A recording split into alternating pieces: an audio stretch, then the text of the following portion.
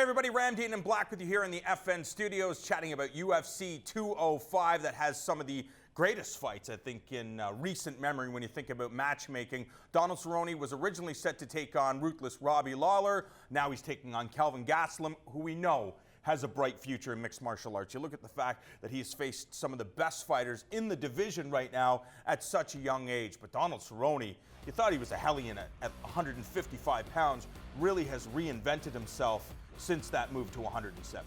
Yeah, it's been really incredible, and he's looked better going on.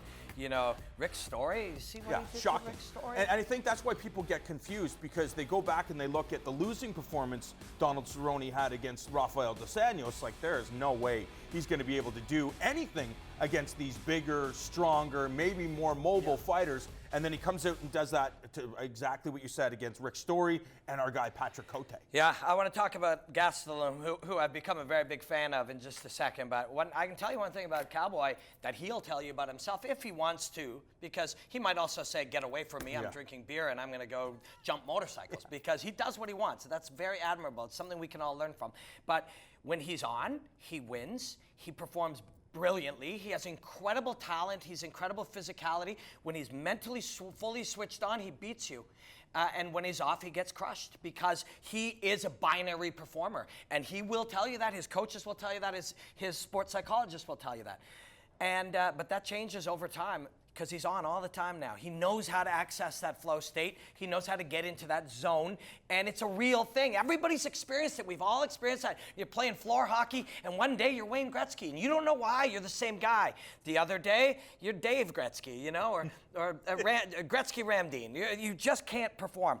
That's true of all athletes, of all performers, of all people. But over time, that ability to access that state becomes easier. You learn how to do it.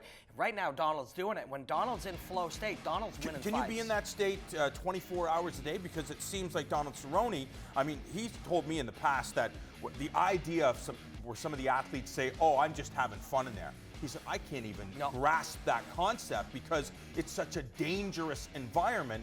But when you're willing to take a fight a week after you just had a fight, it seems that you've been able to tap into that maybe better, sooner, more quickly, or I don't even know what the word is, opposed to some of the other fighters that have to get themselves to that level. They understand it now, and Gastelum's in that state, but although against Woodley he wasn't. So, but a lot of the time he is. He's over what people think is overperforming for what they think he's capable of, but he's capable of so much more. He's driven constantly to get better, and he's searching for ways to get better. He's searching for different answers to try A, B, different things. I mean, he's a learner and he's a striver, and that is one of the keys to him. But as far as that flow state, I was on the Joe Rogan Experience a couple of years back, and Joe and I talked about it for an hour.